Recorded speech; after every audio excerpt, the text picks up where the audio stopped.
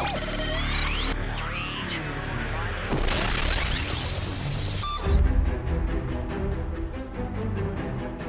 listening to The Starting Zone, a podcast about World of Warcraft and the people who play it.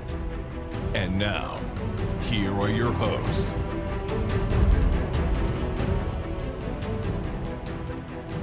Well, hello and welcome to The Starting Zone, the podcast about World of Warcraft, the people who play it. Today is May 6th, 2024, and my name is Spencer Downey. Thank you so much for listening and subscribing to the podcast. I'm joined today, as always, by my co-host, Jason Lucas. Jason, how are you doing on this fine Monday? Spencer, hello. I'm doing very well. Today is the last day of patch 10.2.6 in North America, so that is very exciting. We are on the verge of the end of the Dragonflight story and the ramp to the War Within story. I mean, really, it's mostly the beginning of the War Within story more so than the end of the Dragonflight story, I guess. So, yeah, we got patch maintenance coming up tomorrow, and it's pretty exciting. There's some cool stuff coming in with this patch with the story questing, and obviously a lot of us are counting down the days towards MOP Remix, and I mean, Season 4 is in utterly full swing. It's great. It really, just having a great time with where Dragonflight ended up, and you know, at the outset of this, for me personally, I was not looking forward to it too much because I was like, well, okay, we've done these dungeons, and like I don't love them, and the redoing the raids is okay. I think one thing that the overall sort of course this expansion has done to lead into Season 4 is really that, to me, it's making me appreciate this content so much more than I think I consciously did. I think this dungeon pool is actually really good, and the changes they made to the dungeons are great. I think the Dragonflight dungeons are really strong, and they're really fun. Same for the raids. I mean, I think I'm appreciating Vault and Aberrus on a level that maybe I wasn't thinking about coming out of Season 3. It helps that I think the stuff is tuned pretty favorably, and that players have a real easy on-ramp to a lot of power, which just makes the game overall more fun. So yeah, I'm having a great time and been extremely busy in the game, and super looking forward to just digging into patch stuff this week, playing through these stories that are coming in, and then getting ready for MOP Remix. Yeah, there's definitely a lot to do in the live game, especially with Season 4 up and running, and of course, the patch coming out tomorrow. That's going to be a nice big old hit of new stuff for people to check out. So it is going to be a busy week in World of Warcraft for a lot of people, and we're going to cover a lot of that today. Last week for me in WoW was still just Season Discovery stuff. It pretty much was heading into Sunken Temple, trying to clear the place in a night, didn't make it. We were missing like 4 people, so we got everything but the last 3 bosses. So tonight we'll get in and get the last 3 bosses. But you know, it is what it is, and you know, you sort of do what you can with the time you have. And so tonight will be a finish up clear, hopefully, and then we will be done that for the week. It is nice when you get done all in one night. That is a very nice feeling for the week. But you know, every now and then I know it's going to take 2, and it is what it is.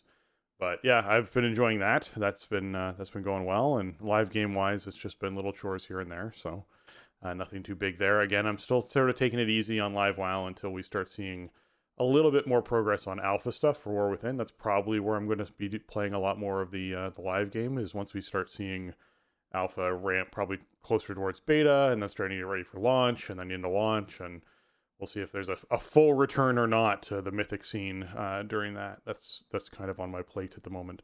So we'll see what happens as far as that goes. But yeah, is there anything you wanted to highlight last week that you got into?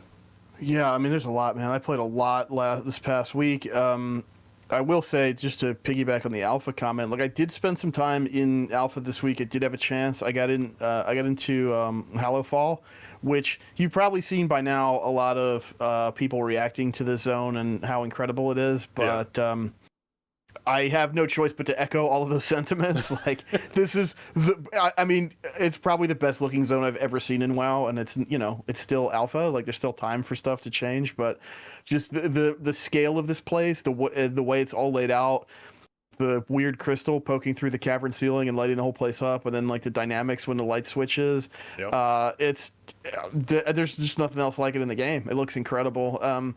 I played it for maybe about an hour or so. I hung out down there and I was doing questing, but I wasn't really paying attention to the story because I don't want to really spoil myself too hard. But part of the thing that they're doing with alpha that makes it tough is It's very modular, which is great for focused, testing and feedback, but it also means for a player like me, there's just not a lot of continuity. Like I really need to make a new character when the new build comes out Yeah, so that I yeah. can get ported into that content. And that makes it, tricky. So I haven't prioritized a lot of time in alpha, and I think I will probably play beta more when it's more consistent and it's like, okay, this is the character I'm going to have for the foreseeable future. I'm going to play through a bunch of this stuff and explore this content, but I had to get in there and see Halifal for myself, Yeah, and it no, did not disappoint. Just incredible. Yeah, there's definitely a barrier to entry with alpha of just, okay, I want to hop in and see what's going on in alpha. All right, I should need to make a new template character. I need to create my bars again. I need to read it, like all of those things. The moment character copy comes in, you're like, okay, I can do this. This is not terribly bad for me to sort of handle. Because I mean, just for myself, like set it inside alpha. I love getting in. I love checking it out. Definitely fun to do. But you do have to set aside like 30 to 45 minutes of your time to just setting up a character, getting a character going, getting things going on that, and feeling like you've addressed those things that are going to stand out and bug you while you play, so you can actually enjoy the things that are sort of there in alpha and around you. So it is almost like a barrier to entry to be able to hop in and do that, but it is fun to get in when you can. And yeah, as you said, Hollowfall has been looking phenomenal. So it's just an incredible take on doing like a zone like that. Having it be underground, but it doesn't feel like it at all. Yeah. From live game side, I mean, man, just staying super busy on a few tunes. We just stepped into Aberrus and it felt fantastic. We just smashed normal and heroic awakened Good. Aberrus. We had 2 pulls to down Sark, and the first time, which is sort of a comedy of errors, we had a bad knockback dispel that created some chaos in the phase 3 transition, and I was like really off my game, and I blew up a void clause on the group, but whatever. We came back and cleaned it up. We got 2 mythic bosses down, which is fantastic because that's a mythic box choice, a vault choice for everybody for tomorrow. Plus, getting those extra aspect crests for relatively low effort is nice. I mean, Kazar is a little tricky. Assault of the Zakali is basically free if you can do the fight anyway, so that was fantastic. Elsewhere in raid, like I ended up doing like LFR on the monk to stay up to date with bullion, which is fine because I usually luck out and just get one right away. So it's like, okay, I'm done. I actually stepped in and did LFR on the warrior at reset on Tuesday to get my second bullion so I could get my weapon before raid started. That was fun because the whole, LFR queues were just full of like decently high level players trying to smash stuff out for a bullion. So the bosses were just insta dying, sort of. This like LFR is not really built to handle that. So Yeah. that was fun. But yeah, I got the I've been trying to keep the monk and druid up to date on Last Hurrah to get some 480s and stuff. I've been doing LFR on the monk. I got Manic Grief Torch for the monk, and then we ended up doing normal alt Aberrus last night because we just didn't have mythic signups. We weren't even close, actually, not with like a viable group to continue doing mythic. But then we had a healthy group to do alt normal. I took the druid through actually because I have I only have so much stomach for LFR, so I'm not doing LFR in like multiple characters. So the druid had no bullion, got in there and got 2 bullion off of the first boss. Oof. So we went in and killed normal Kazara, and then I went and bought his Grief Torch, and then that was just done. So that was really cool. I love that it works like that. You get multiple bullion from one boss. It's just incredible. That is incredible. Really, really nice catch-up system. And then, Keystones were huge this week, first fort week, and it was feeling really good. I think I did like 23 keys all told between Tuesday night and Sunday night. I got Keystone Master and Keystone Hero done at like 25-40 rating and change. Got like 3 of the dungeons timed on plus 10s. Like it's the second week of the season, just like between our overall familiarity with the content and the skill level we've developed in this expansion, plus the access to power. Yeah, it's going as fast as I would, maybe even a little faster than I thought it would. I have all the teleports, but not everybody I run with does, so it's pretty cool to step in there, do some 10s, and get them done for the people that need them. And so once you get a heroic end boss, heroic awakened end boss done, or you get Keystone Hero done, you get your choice of a hero track set item. I had a mythic shoulder in my vault last week. I got that item. I won a champ token from somewhere, and I had a champ helmet. So I was able to go straight from Season 3 4-piece to Season 4 4-piece. I went up like 14 item levels in a week, and I have like 3 pieces of gear already done for the season entirely. So that feels really nice, and that power is definitely paying off already. And I mean, I got a long way to go. I still got maybe about 20 item levels to get, but and including some of the more flashy stuff like the rings with procs and the trinkets that are really going to add a lot of damage and absorption as well. Like there's so much power still to get, and I'm already feeling really strong. So I can't say enough good things about the way power acquisition works in this season, because it's just so player friendly. We're having a great time with that, and just I feel like I'm just crushing stuff, which is a good feeling to have when you're in this victory lap season. I did Northring Cup completionist like on Tuesday or Wednesday last week. I just sat down and did it in maybe a couple hours. It didn't present too many problems. I thought some of the courses were really fun, like, man, flying around Storm Peaks, like around the exterior of Ulduar, or flying around Ice Crown Citadel. There wasn't one around Naxx, which was kind of a bummer, but there's really not a lot of stuff over there, I guess. But the only thing you'd be able to do that's tricky about Naxx would be flying through the bottom of Naxx. That'd be really right. That would be really hard. Yeah. The only thing that you could probably do that'd be tricky there. Yeah, well, other than that, like the one that I got stuck on the most was maybe Geothermal Jaunt, which was this one out in Borean Tundra. It's out by like the oil fields there, and it's like just a straight up sprint. I think the gold timer is like under 40 seconds, so there's just very little margin for error. But I didn't get stuck there too long, so I had a great time with that. Got all the rewards and had actually a bunch of tokens left over. But yeah, good times. I love these events. I've had so much fun going back into the old content and doing the races, so it was cool to get that done. And the only other thing I was doing was chipping away at the Hunter, just leveling up a bit, just doing follower dungeons. I got to like 65. It's such a chill way to level, because it's like I could just totally play at my own pace. Right. I can get into a dungeon, just start shooting some stuff, and then if I got to step away or whatever, like the followers are going to stand there and wait for me. So it's nobody starts getting upset. There's no timer. I'm not going to get kicked or whatever. And I don't have to. It's weird because the closest thing to pausing World of Warcraft. Yeah. Yeah, it basically is. Like you have so much control over the environment, right? And it's weird. It's weird in a way, because it's like dungeons you would think are repetitive, right? There's only 8 dungeons that you're queuing into, and you're just kind of in combat the whole time. But I don't know. I feel like it's more repeatable than the questing, and it feels just psychologically better to just queue up and do some dungeons than to do quests. I've done like 5 other times, 7 other times, whatever. So it's been a good option. I mean, it's not as lucrative as like time walking, but there was no time walking this week. So, when I felt like doing that, it was a good option. I think it's great. I'm probably going to level the rest of my stable in a similar method, dip into time walking when it's up and just do follower dungeons here and there. And it's just chill. It's fun. And I mean, I think the dungeon interiors are great spaces in this expansion, and just you could totally play your own pace, check out some different styles with no pressure. You can't really do anything quote unquote wrong in a follower dungeon. Nobody's going to get mad at you. So, there's only a couple play styles I'm really comfortable with. I wouldn't be like, hey, let me bring my BM Hunter to some Keystone or whatever. Like, I don't know what I'm doing, but it's fun to queue up and do the follower dungeons. They're definitely fun. I've actually done a couple of follower dungeons, and that's why I use the example of pausing, because it does feel that way to a certain degree of like, oh, I can just stop and like I have to go to the bathroom, and you don't have to type anything to anyone or let anyone know or worry about wasting someone's time. You're just up and stepping away for a moment, and then you're back, and everything's just the same as how you left it. And you're like, well, this is great. This is exactly what I want. So yes, I definitely dig those and the relaxed pace, because it's what you get from questing in the sense of you can sort of like find that spot to hide out, or in my case, shadow meld or whatever it is, to sort of like chill for a little bit and not worry about getting murdered by a tiger that comes out of nowhere. But you're able to essentially pause it inside dungeons, which is great to see. So happy with that feature and comment. Is there anything else you want to cover before we hop into what's going on this week? Oh, that's about it, man. Super busy week. I'm loving season 4.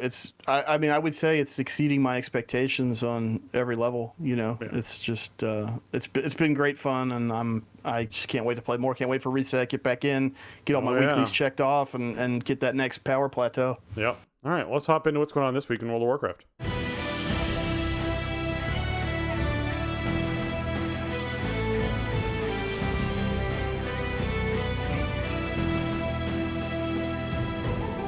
All right, this week is the Dragonflight dungeon event, meaning the Sign of the Warrior buff is up, increasing the dungeon drops as far as loot goes from the last boss of Dragonflight dungeons by 1. So essentially, if you go into a Mythic 0 this week, you can get an extra piece of loot off of the final boss in that Mythic 0, which is pretty crazy and exciting given the new item level jumps and balancing they've done around that sort of thing. So that's worthwhile checking out for sure. And if you complete 4 dungeons, 4 of the Mythic difficulty dungeons, so that could be Mythic Plus or Mythic 0 difficulty dungeons, you get yourself a Heroic Awakened Treasures cache. This, I assume, is also just a really nice, huge, ridiculous benefit, given we just entered Season 4, so this should be Season 4 loot, and it's Heroic Season 4 loot, so like another free piece of great loot is certainly on a lot of people's lists. So this is one of the best timings we've seen for these sorts of Dragonflight dungeon events, or just dungeon events in general, is right after new content has come out with all the new eye level bumps, when the content's still relevant. Man, this is perfect. Yeah, great timing on this for sure. I mean, like on the Warrior, I'll just do this as a matter of course. I'll probably do this like Tuesday night. I always do at least 4, Mythic difficulty dungeons every week.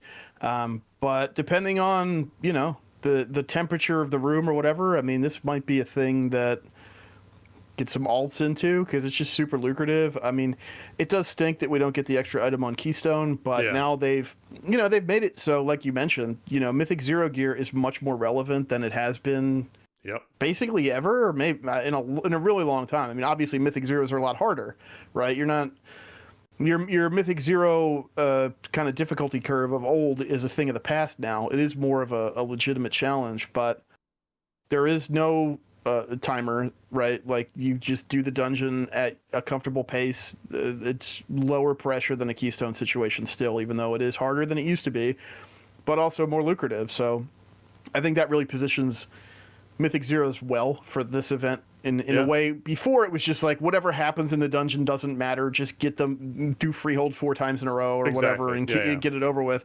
This is a little, you might get some stuff along the way that's actually good, plus you're getting crests and flight stones. I mean, it's not a great source of flight stones, but you're getting them. So yeah, this is kind of a must for any main character this week, and however many alts you can get through whatever Mythic difficulty you can. One thing too, we are on the other side of reset. Obviously, it's Monday in NA, but on PTR, the weekly Dragonflight Dungeon event quest was rewarding 2 bullion. Ooh. I don't know if that's going to make it to live, but like, if you get a vendor item of your choice for doing 4 Mythic dungeons this week, like, you have to do it on any character that you can stomach a Mythic 0 on. That's just way too juicy, There's an entire 2 weeks worth of bullion from doing 4 dungeons. If that makes it to live, like, that is too good to pass up, and there's just no other way to say it. But we don't know right now, and we don't know what's actually going to make it to live from where we sit at the moment. Even without it, like, it's definitely a huge return on your time investment. I mean, you could get, I assume that the Heroic Awakened Treasures is going to be loot from any raid, which it does dilute the pool a bit, but you also have a chance to get stuff you could put in the Catalyst or whatever. If you get an armor piece, you can, if you don't get the thing you wanted, you might be able to get a set item out of it or whatever. So yeah, like, there's really no downside here, but the upside for this may be tremendous depending on what it looks like post reset. Yeah, exactly. All right, the last hurrah this week should be Emerald Dream, meaning you need to collect 100 Dream Surge Coalescence, 50 Bloom during the Super Bloom content, as well as completing Super Bloom, and then, of course, doing the 3 Dream Seeds planted, and that'll get yourself your last hurrah for the week. If that's something you want to get done, I think it is. Get in there just when you thought you were done with Super Blooms, I know, it's back. they come back. Again, we haven't seen this on live yet, so this may change, but this is the way they were in PTR. I kind of hope that the Dream Search Coalescence isn't part of this, because it's just, first of all, it's disconnected from the Emerald Dream Zone, right? It's in another Dragonflight zone, which is okay, but it's just a bit tedious, You got to fly around and collect the things and wait for rares and whatever. Whereas pretty much everything else for these last hurrahs that we've seen is connected to these kind of rotating events. Yeah. It was connected to like that, for better to or for that worse. patch, but yes, it wasn't connected. It's not as connected to the zone, sure. Yeah, it's not like a thing that happens in Emerald Dream. So I don't know. We'll see. Again, this is a little weird because it's the first time we're seeing these things rotate in this patch, this season, and we haven't seen it yet. But I mean, the way they've done these last hurrah things, I highly encourage you to do these weekly on whatever characters you're interested in gearing up for the season if they're below 480 item level. Because these things rain 480s on your head.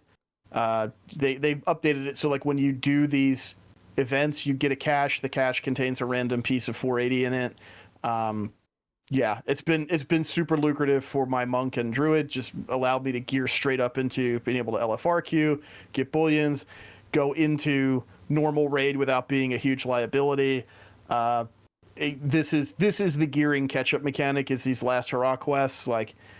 I've heard some questions from people who've hit me up like via Twitter, Discord, whatever. Like, hey, I'm trying to get back in. Like, what do I focus on?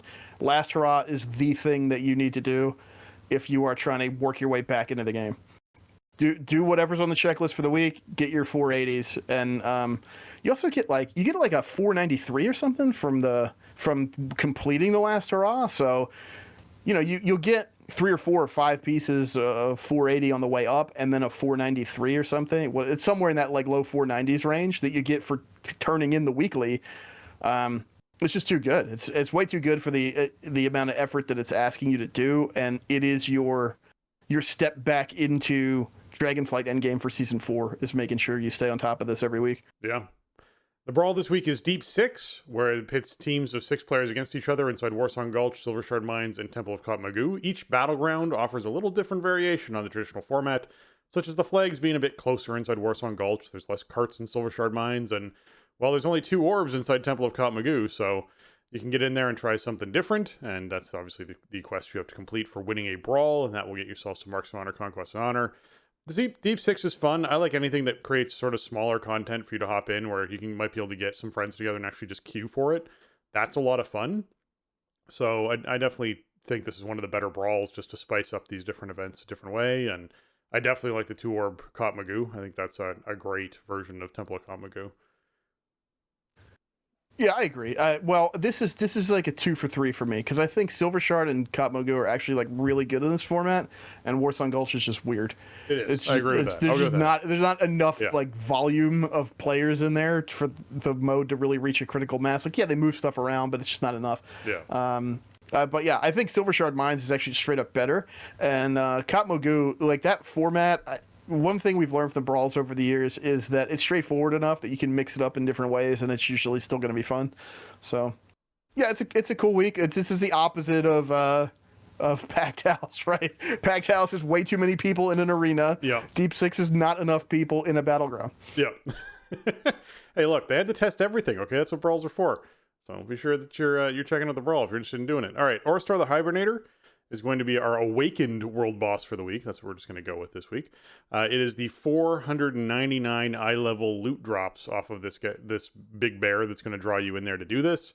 Get yourself some 499 eye level loot is certainly worthwhile killing off a world boss for. And if you haven't got yourself the bear form yet, that's the nature bear that they have there. They're like bark bear. Be sure you're getting out there and killing this world boss because it is certainly a great way to get some loot as well as potentially get yourself some cool looking appearance.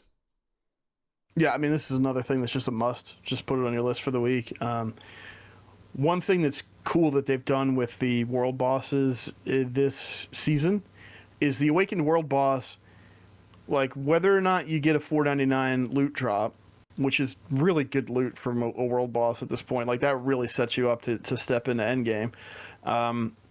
You get a cache that has a 480 item in it. This is another source of a 480. Like win, lose, or draw. Like if you kill the boss, it doesn't matter what loot rolls. Like you'll get a cache with something in it. So again, if you're like under that 480 threshold, or if 480s if they represent upgrades for you in some way, don't forget to do Aurastor while you're out there this week, because you should be doing Last Hurrah and the World Boss, the Awakened World Boss every week. I wonder, I mean, this makes me think of, we have some expectation that at some point everything's going to be awakened because they told us it was going to be that way originally, and then they changed the schedule around. But man, if we get to the point where, okay, you pick whatever last hurrah you want to do, but then all 3 world bosses are awakened, have a chance to drop 499, are dropping 480s. I mean, it's just going to be such a great method to get a character geared up quick and be able to step into, just stepping stones into endgame. Yeah, don't forget to do the world boss every week on characters that need those upgrades. Definitely do not. All right, Mythic Plus affixes for the week are Tyrannical, Incorporeal, and Spiteful. So we have bosses have increased health and deal increased damage. While in combat, incorporeal beings appear and attempt to weaken players, and fiends rise from the corpses of non-boss enemies and pursue random players.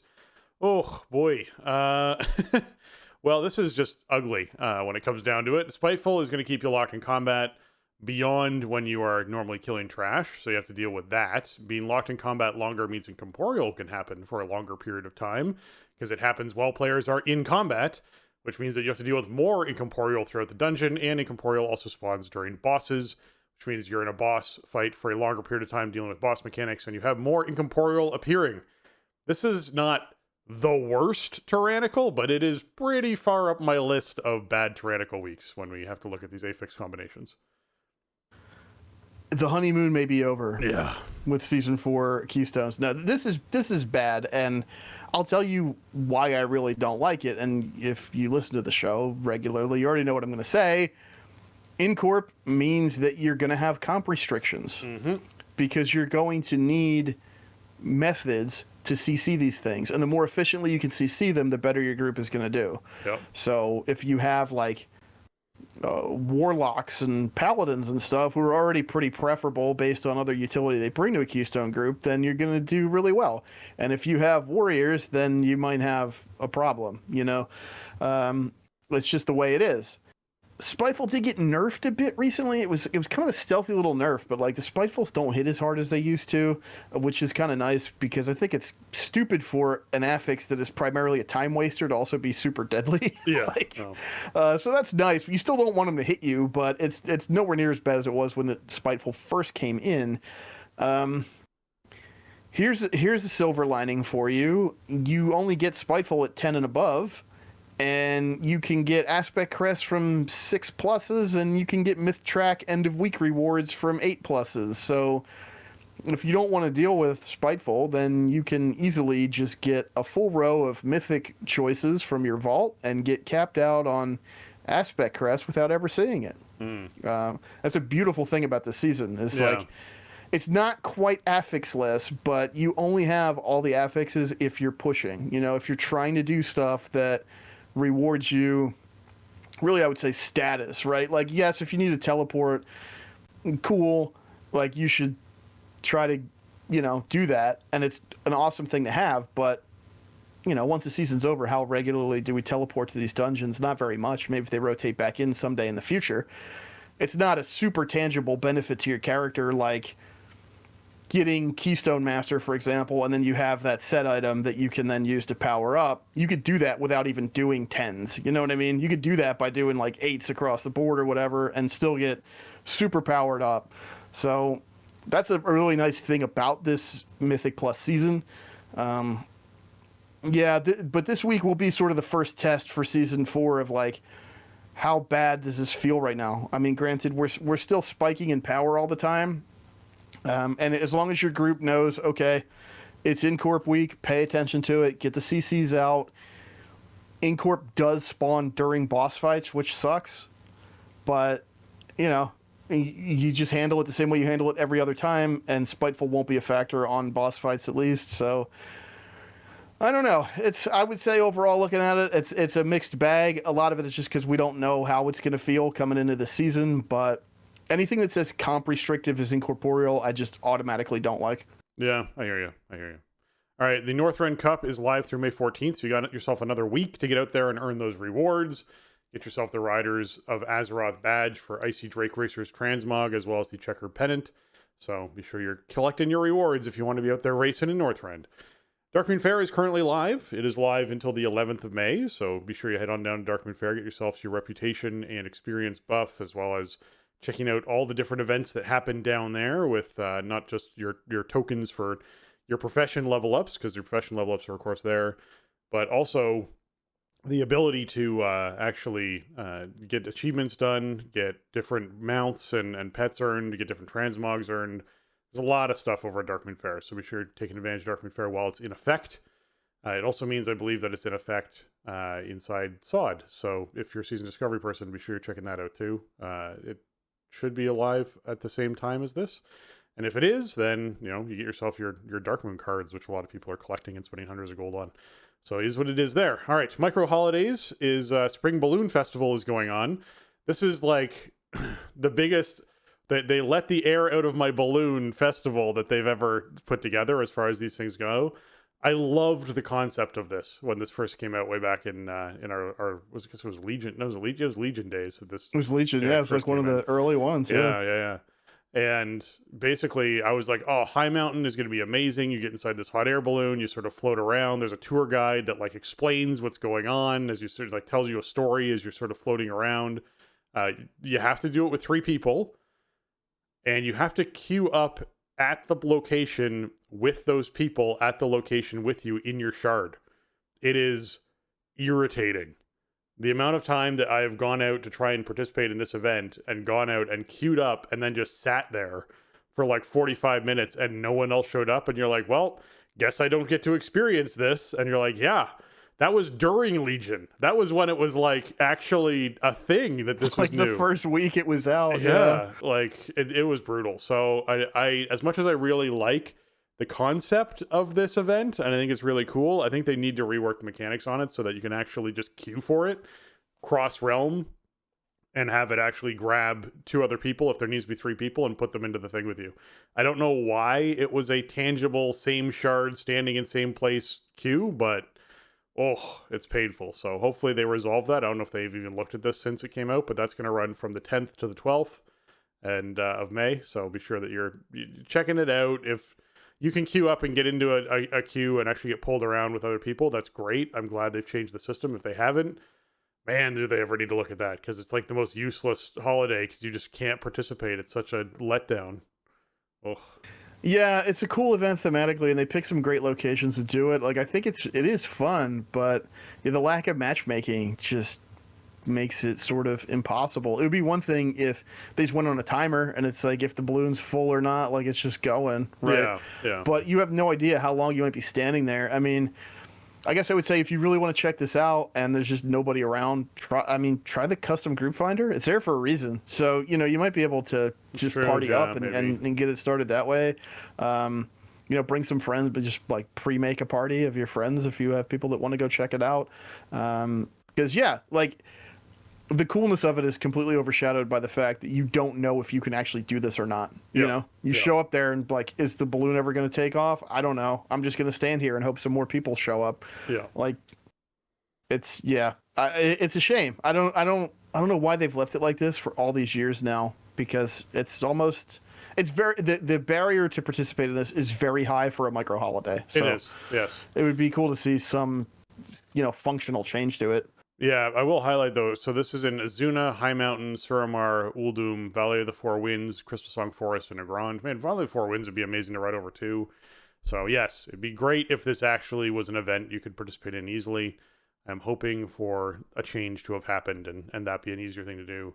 Because that's just, it's unfortunate that that's my experience with it so far. It's been frustrating. All right, hot fixes. Feral Druid got yourself an issue that fixed around Smoldering Frenzy. This is the 2-set bonus from Season 4, and apparently triggering effects like Seal of Daruna's Chosen was broken, so that got all resolved, which is good. Yeah, this is the so Diurna's Chosen. You may have, if you don't know, like you may have heard people talking about this or whatever, or you've seen it prioritized very highly for bullion purchases. This is the ring from first boss in Vault of the Incarnates that when you deal fire damage, it has a chance to proc a pretty sizable fire dot on your target. So it should be procking from like all sources of fire damage, and it's part of the reason there's a lot of fire damage you can get in this expansion thematically from the different raids we've done and from the set bonuses. So nice to see fixes coming in for stuff like this. Just imagine like playing Feral Druid, and then you're trying to set all this up, and it's the second week of the season, and you have lucked into having your 2-set and your Season 4 Diurnas and somebody actually takes you to a raid to feral DPS, and then it's not working anyway. Yeah. Like, how much more bad luck can you possibly have? So, glad they fixed that. But yeah, I mean, like, I think everybody wants a Diurnus chosen just about this season. So just keep that in mind, I guess. Like, that's why. It's a pretty sizable fire dot that procs off of fire damage, and it's pretty easy to add a ton of fire damage into your kit. Yeah, it is unfortunate that was not working, because I can feel the feral druids being like, oh, okay, so our 2-set does fire, so I'm gonna get the ring, and the ring's gonna proc off that. It's gonna be really cool, and it's gonna be really neat. And then you literally would look at your logs afterwards and be like, it's not procking. Like, what? It's not, like, this was useless. I put all this effort, it's useless. Oh my god. I mean, feral druids have it hard enough, man, without their set bonuses Yeah. being bugged and stuff. Yeah, just help them out, please. Yeah. All right, in Algathar's Academy, they fixed an issue where Violash's detonation seed was not spawning on the ground. They also had it so that the Echo of Daragosa, the Arcane Rifts now spawn uncontrolled energy 20% less frequently, and Overwhelming Power now spawns Arcane Rifts at 4 as opposed to 3 stacks. So making things a little bit easier. Yeah. Fantastic. It was super notable. This came at the end of Tyrannical Week, and it was super notable. It was great on Fortified Week because a boss died before you even really had to worry about positioning on most of the keys I was doing. So really good change. I mean, they changed up Echo of Daragosa quite a bit, and it feels good. And this nerf was very welcome. It makes the fight feel. I feel like it feels like an appropriate challenge at this point. You know, there's area denial, there's stuff to dodge, there's a cone, okay, but it's not just constant barrage of arcane rifts everywhere, and you know, you drop arcane rifts when you get more overwhelming power, which you know, you're getting stacks, right, from getting hit with the arcane magic, and then there's more arcane magic out there, which gives you more stacks, which means you drop more things that do more arcane magic, and then it's just this kind of snowball, and they decelerated that quite a bit with these changes. Good. Now, Theris, they actually went in and made lava flares melt now go on cooldown after the cast has been interrupted, so you no longer have lava flares into lava flares into lava flares into people interrupting things. You can't just delay it anymore. It now actually goes on cooldown, which is good to see.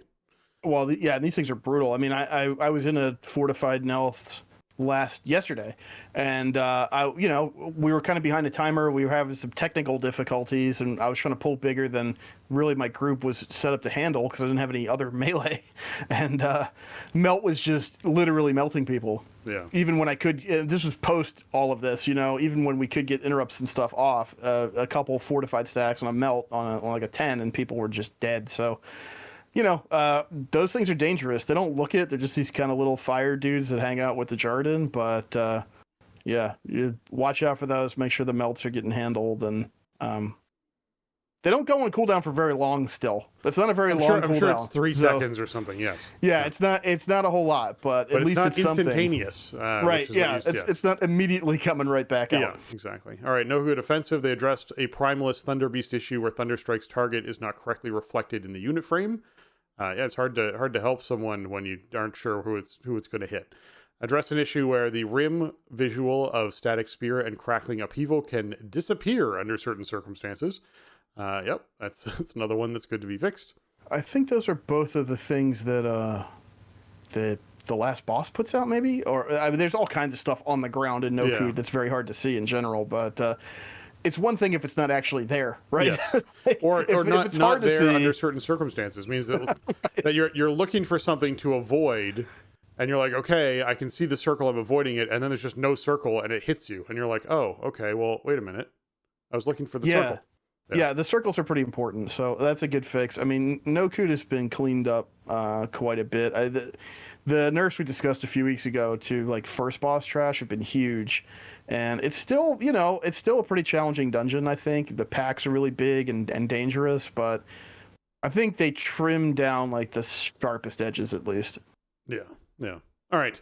As far as Vault of the Incarnates goes, Kuzloth now provides their item upgrade services to players in Vault of the Incarnates, as well as Taros. They fixed an issue where explosive reaction was hitting pets on a mythic difficulty. Yeah, just having your pets dead all the time is really unfortunate for any class that has to deal with that issue, so glad that is also resolved. Okay, item-wise, they went in and made it so that legendary items can now be upgraded and as intended on the Awaken track. Apparently there was issues with people trying to upgrade their legendaries. Did you suffer from this, Jason? Were you upgrading your legendary at all? Well, no, I'm not upgrading my legendary because I can't Never hold it with one played. hand. But Yeah.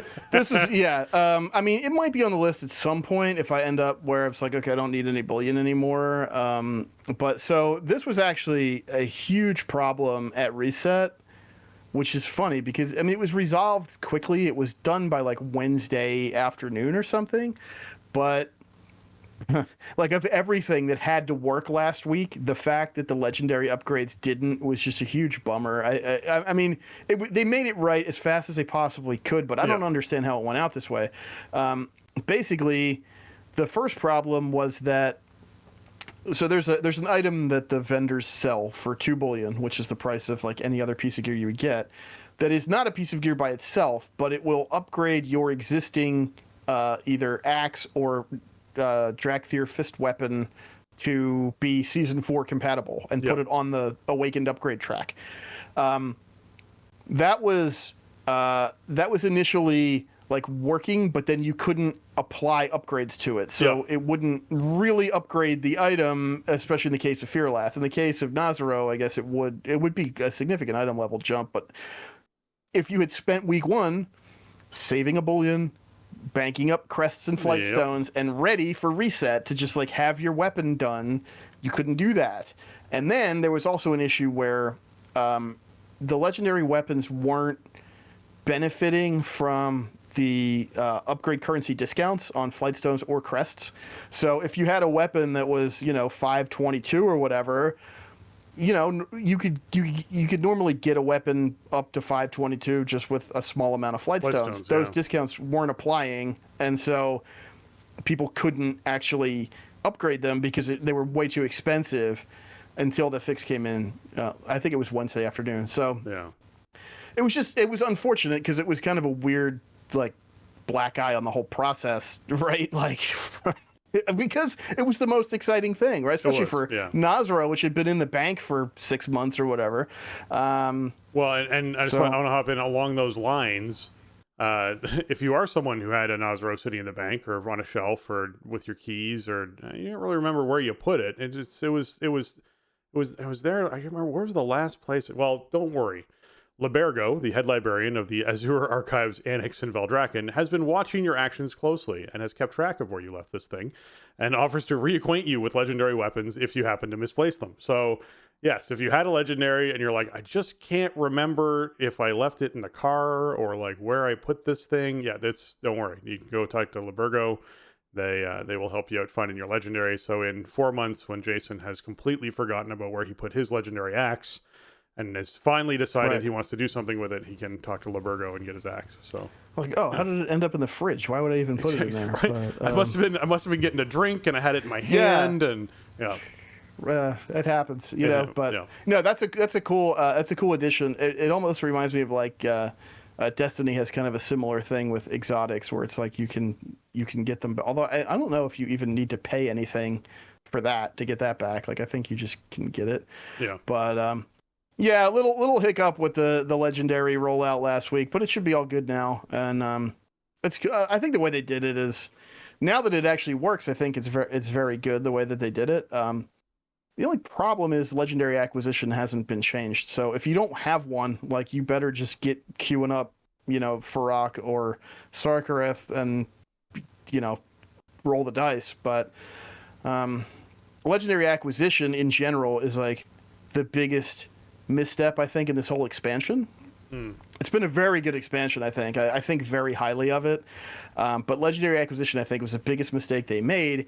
And then it sort of just was, I think this particular series of bugs really indicated, the legendary items for these classes that use them, they've been like such a burden, this expansion. A legendary item should be a really cool thing that makes you feel powerful and is fun to use, not this, millstone hanging around your neck for 6 months or a year or whatever. This was just sort of the last straw when it comes to, I mean, stuff happens in live game development, of course. Like I understand that, but I feel like this really needed to work and it didn't. And the legendaries are a huge ask. You know, it's not like some reward for investing in the game. It's sort of this like responsibility that the game expects you to carry out or something. It's been very strange, this expansion. So I hope they change that. But at least if you did it in season, now as of last Wednesday afternoon, it's pretty straightforward to get it up to max power for the rest of the expansion. Yeah. So enjoy it. Yeah. All right. They also fixed an issue that prevented some tiered medallion settings from functioning on necklaces purchased from the antique bronze bullion vendor, as well as rings and necklaces purchased from bullion vendors should now be eligible for socket upgrades. This is a retroactive fix. So if you already purchased one, don't worry. When this fix went in, your item became eligible for it as well. So just keep that in mind. Non-player characters, Viscarin in the Emerald Dream no longer erroneously mentions that they can upgrade your gear with use of flight stones. Viscarin in Valdrakken is unchanged, so you're no longer like, wait a minute, you said you could do this. They're like, no, I'm not a person who can upgrade items, I'm a plumber. And you're like, well, that's not helpful. So, you know, it's good to have people actually be able to do what they say they're able to do. All right, as far as quests go, they fixed a bug that would cause the World Quest Vakali Elders to fail to start. You just couldn't actually get the quest to do it. That sucks a lot. Yeah, I had to do Zakali Elders a couple more times than I bargained for last week because of that. Yep. Actually, one time I rode up to one of them on. I was mounted. I was on my monk, and I was on my flying mount, my dragon riding mount, and I ran up to it and started the encounter and flew away to reset it so that I could make sure that I would get that first false start out of the way where you don't get the quest. And then it was fine. But those bosses also take a long time to respawn, so I don't really recommend that. I don't know why they always have these issues, these bugs with world boss world quests not starting at the outset of seasons. Like, you just don't get them. Yeah. You got to kill it once and then you get the quest and then you do it again. But hopefully this is fixed now and we just can stop running into these for the rest of the season. That would be nice. All right, the upgrade cost of flight stones. This is a blue post that came out from Kaivax. Said earlier today, we deployed a hotfix to all realms. Everyone can rejoice. They reduced the cost of flight stones for awakened and special awakened track bullion items by 50%. Thanks for your feedback. So good job, community. You got yourself a discount. Well done. Yeah, luckily this came in like really early. I think this came in like right at reset, you know, or very shortly thereafter, because I had a pretty minimal cost to upgrade the axe that I bought after I got out of LFR and got my second bullion. So nice. Flight stones are a little bit weird, but I think they work in the context of, okay, it's some, you know, it's some currency you need to exchange to bring something up to a power threshold that you've already achieved. I think the holding cap is a little too low. Like, I never really feel like 2000. Yeah. I either don't need them at all or I need more than I can hold. Yeah, agreed. And then I don't have like a good way to spend them, so now I'm doing activities that are rewarding them, and then I'm over cap, so I'm not getting ones that I'm earning until you actually need them, and then you're like, man, I overcapped by like 4,000 last week. I wish I had some more flight stones. Yeah. Like I can sort of understand from the game design perspective having the holding cap, because you want to encourage players to use that latent power, right? Sure. Like, essentially, if you think of it as like, okay, your flight stones are power that you've collected but you aren't using. Yeah. You want to encourage players to use them and then go do other activities to get more flight stones and whatever. Okay. Yeah. I get that design idea in a game like this, but I just feel like the holding cap is too low compared to the costs of stuff. Like, when you get a new piece that you're taking all the way up, you know, it's like, oh, this is the thing I've been waiting for to dump my aspect crests into and my flight stones. It's like, well, now you're tapped out and you got to wait. Even though, heaven forbid you get 2 upgrades in 1 week. Oh my god! Right? That's the deal. Then you really got to start managing them. Yeah. Like, I can even understand the logic of having the holding cap. I just think that 2,000 is too low. I agree. Although doing stuff like, if you bring like downward pressure on the costs, like here, then you can have a 2,000 holding cap if you're not spending as many of them. So, you know, if there's maybe like up the cap a little bit, maybe bring the cost down a little bit more, and then I think would be in a nice spot. I think we could have seen 3,500 on flight stones, and it would have been fine. I think that absolutely would have been fine, and that would have given you enough that you could have done 2 items without worrying too much about the 2 items, which would have been good. So, true. I think that's what we should have seen ages ago. It's always felt like a bit of a weird thing to have the 2,000 cap. And the amount of times I went over cap and then needed all of those flight stones and used them all and then got another piece of gear and was like, well, now I got to, like, what happened to the extra thousands of flight stones that I overcapped, right? They're all gone now. So, Right. yeah, That's always the never feels annoying good. thing, is playing that game with yourself of like, can I afford to upgrade this now? It's not the thing that I want, but I know I'm getting this other thing. Like, especially early on, we're dealing with like crafted items and stuff, and it's like, Vault okay, loot, you have these crests like earmarked for specific reasons. It's it's a very weird pressure on the system. It's not terrible. Like, it's not too bad when you consider the item upgrade system as a whole. It's a huge win for players, but yeah, there's still some weirdness around that, I think. Agreed. All right. Confront Xalatath when the Dark Heart arrives on May 7th. This is the patch coming out tomorrow, so be sure that you are ready to get in there and check out the new quest chains that are going to exist around this, as well as, well, all of the other announcements that we're about to get into for this patch that is landing tomorrow with Dragonflight. We have the content update notes, but before we do that, we have this initial blog post that just talks about diving into the final chapter of Dragonflight and setting the stage for the upcoming War Within expansion. We're going to have, obviously, the Dragonflight Darkheart quest chain, where Khadgar has summoned you to Dalaran to help him investigate a figure called the Harbinger, who possesses a power relic, the Dark Heart. The Archmage, who has also asked Valeria Windrunner to join you to give her unique perspective. So this is all Xalatath based, so look forward to looking at that new quest chain that's coming out. There's also going to be a new in-game cinematic tied to that, which they also link to in this. So yeah, this is going to be exciting content for people to check out. We're getting the Draenei Troll Heritage Armor as well, so if you're someone who wants to hop in and get some Draenei Troll Heritage Armor, we now have screenshots of these. I wish we had profile shots of these. The troll one, it feels like there's a giant beak on their face, and I can't tell what this actually looks like fully. I'm a little confused, Jason. Yeah, I mean, it looks like the mask hanging down to me. I gotta be honest, I don't really love either of these. You know, I mean, I'm not a Draenei or a troll main or really much of an enthusiast either. They're fine. I don't have anything against them. I have characters of each of those races, but I feel like these are both sort of making you look like an NPC, especially the Draenei one. Yeah. It's okay. It's not like spectacular where I'm thinking, oh, I have to immediately get in and get this done because I need these. Like, I need this in the collection.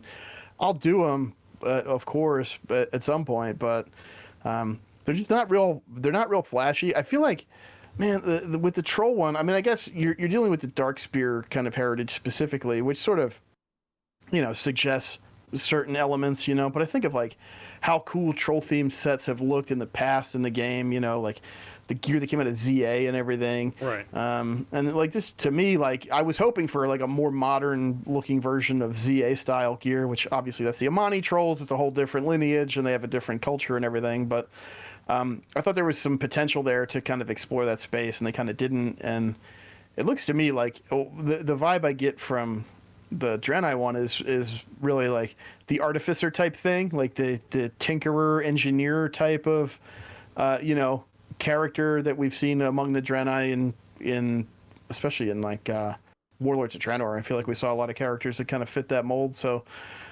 it doesn't look, I don't know, like you think of like Vindicator Maraude or something, right? Is get that huge like gleaming set of plate armor with the crystals on it and everything. Yep. Like I don't know. To me, that's just kind of more the space I was kind of hoping for these to occupy. To me, they don't really hit it, but I'll get them. I want to get them at some point, but here's what bothers me about the blog post. I gotta say, here's what bothers me about the blog post, right? We have the image that we both sort of been looking at, which has like the dark gray troll mask and it has the like orange sash and everything on the Draenei outfit, right? That's the image that we sort of looking at. At the top of the patch notes, the official content update patch notes, there is an image of these two armors that is a different coloration than the armors that we are looking at inside of the image that they released for what these armors are. There's a purple sash, there is an orange mask, they're different in that. So are we getting two different armors? Which one is the one that we're getting? Which one looks the right way? Yeah, I think we're getting two different color schemes. I mean, they've been doing that with the heritage armors. You usually get like more than one color scheme. So I think you get a couple different ones once you have this all unlocked. Because I do feel like the purple look for the Draenei and the orange look for the trolls looks better to me, as more like on point than. Yeah, that's sort of Yeah. how they exist more in the world of the game, Exactly, right? Especially yeah. the purplish bluish kind of tones on the Draenei is sort of Yeah. what you expect, and the Dark Spear trolls, like they always have that kind of red and orange type of motif on their stuff. So yeah, I think, but I expect that you get multiple color schemes for these. Yeah, that would certainly help the thing out a little bit to sort of balance this out and make it look a little bit better. Because yeah, the gray mask, I know it's going to look amazing. I know that when a troll runs around, it's going to move and shake and look like a mask that's hanging off their face, and it's going to be really cool. I know that's what it's going to be. It looks like a beak when it's this dark color in a static image. It's not a great screenshot of this thing and the representation of it. I would almost be like, guys, you should invest in some GIFs. Just saying. When you're doing these armors, have the characters moving around a bit and doing stuff. There's like a little preview video or something, Yeah, that would be cool. Yeah, I would just something like that. But yeah, it is kind of hard to get this, especially the troll set in the screenshot obviously has some kind of big back attachment, which we can't really see. Yeah. I know all this stuff's been data mined, and yeah, you can go to Wowhead and look at it in model viewers and stuff. I don't particularly care to do that myself. I don't want to see it in the game and or through some official media. But yeah, I don't know. The screenshot they put in this post is just like, okay, well, there's a troll in the Draenei. Thanks. Yeah. All right. We also know that players level 15 and above can seek out the magically sealed parcel in Stormwind and begin an Artificer's Appeal quest. This will allow them to complete the Heritage Armor quest, so that's how you actually get these things going. The Proud Trolls can seek out Ziguma in Orgrimmar, and that'll start theirs for the Return to the Echo Isles quest that they're doing on for their Heritage Armors. And along with this, and we're just going to mention this here, we have the Mists of Pandaria event kicking off as well on May 16th. So that's coming up, so they're just advertising that. They just threw that in there again to sort of boost up the appeal for folks to make sure everyone knew that they're going to be digging into that. And so we'll talk about that next week. Yeah. Global launch, yeah. Very exciting, but yeah, not coming in with patch, which is kind of a bummer, but I think it's probably cool to do it this way. Like, I don't mind the trickle. Let the patch have a week to breathe. There's a bunch of new story content in here and some other stuff to do. Just we could absorb that and then do. I think doing the global launch for Pandaria Remix is really cool. So yeah, it's just. I don't know. They only did that one PTR weekend, man, and I didn't have any time to get in there then, and then they never did another one. And I've just been dying to check that out. So we're almost there. Another week and a half, and we'll be in there. Yeah. All right. As far as the actual official notes, though, for this content update goes, we know that all characters are going to get 6. Sorry, they not all characters. For Kultirans, they added 6 new hair colors for people to hop in and grab those. We know that for hunters, they've made it so the pet stable has now been updated. Pet preview window is going to be larger. We're going to have more information about the pet displayed, including a list of abilities. Pets can be favorited, as well as the stable list is now searchable by name, specialization, ability, and more. Pets can now be renamed directly from the stable without certificate items. And pets can now be released directly from the stable without needing to be summoned, as well as for Beast Mastery specialization, the pet that is summoned by the Animal Companion talent now has an indicated slot next to the next to the active player list. The tooltip has been updated and reflected to change. I feel like this is like the UI overhaul patch, which I am always so ready for. It is wonderful when we see this stuff come in. So hunters rejoice. Your whole stable interface is getting updated. That's going to be great for you guys to be checking out. I'd be pumped to be able to search by ability. Man, yeah. Yeah, really nice. This is basically bringing the pet stable UI into the edit mode era of WoW UX, right? So maybe a bit overdue, but better late than never. Really seems like a big, robust change to the way the stable works. Yeah, I'm pretty thrilled about that.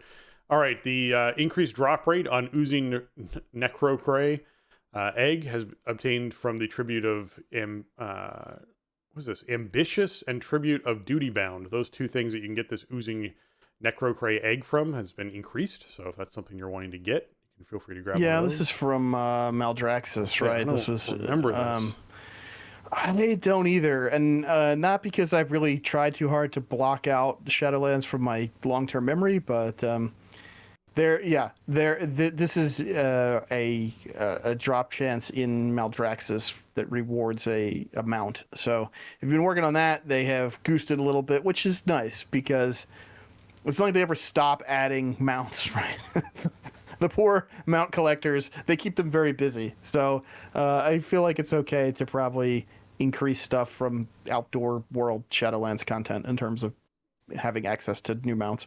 Yeah, yeah. The quests for Dragonflight, all quests that previously became available with renown levels, are now unlocked for your characters to be able to hop in and check them out regardless of renown.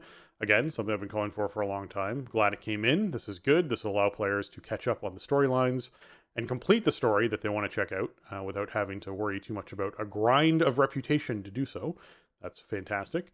Be Yourself celebration. After learning from Chromie and Kalagos about the Visage Day celebrations of Azeroth's past, Emberthal feels pressured to choose her own visage form. However, she remains uncertain of the path she should take. Speak with Chromie and Veldraken to learn more. There's another quest chain for you to check out and help out Emberthal with their vision form. The Sins of the Sister. A night elf has arrived at Belemeth to bury the family she lost at Teldrassil. But when her deceased sister is revealed to be a traitor, will the Night Elves show her sister forgiveness or demand accountability for her sins? Level 70 players can speak with Malfurion and Stormrage at the Terrace of the Moon in Belemeth to accept the quest, An Uncommon Request, and start this quest line. So that's another big chain that you can hop into. That one is going to be super emotional, I am sure. So we'll have to see how that feels to go through that one. Yeah. Just wrapping up some more Teldrassil threads, and yeah, I like to see a reason to go to Belemeth, and of course, like that's sort of my favorite angle of the story always, and the Storm Rages are some of my favorite characters and everything. So looking forward to that. I mean, this will be the kind of thing where probably, I don't know, we probably won't get servers in time for me to do this stuff Tuesday, but probably Wednesday. This will be like first order of business. Let's just go in and do all the new story questing. So. Looking forward to it, but that's always the problem with patch maintenance, and there's a bunch of new stories. It's like, am I going to have servers before raid even? And I'm definitely not going to have time to do this stuff on patch day. Right, yeah. All right, we recapped a lot of the user interface stuff last week and covered a lot of the changes that are happening, but I'll just go through them here quickly. The pre-made group finder is getting a whole bunch of new filter buttons. So you'll be able to filter by specific dungeons, your role available, none of your class already in the group, tank or healer already in the group, minimum Mythic Plus rating of the leader, difficulty. Lots of new filter options coming in for finding the group finder stuff. There's going to be new icon updates, new ways of searching in the listings. Groups you've been rejected from are going to go to the bottom of the list. Like the decline applications will now save between freshes. So if you do get declined, you're not going to see the same group again later. You can apply to and get declined again. There's tons of updates to Group Finder. So we recapped that last episode, so I'm not going to get too deep into it. They also did recipes can now be tracked from the crafting order window. An option has been added to the auction house filters to show only current expansion items. That's also a very cool thing to see, especially around gems. A lot of people trying to sell old gems, which have similar names to new gems, and people buy the wrong ones. That happens pretty frequently with a lot of people, so that is something that's good to see and fix for folks. The location of dragon riding races can now be toggled on and off on the map.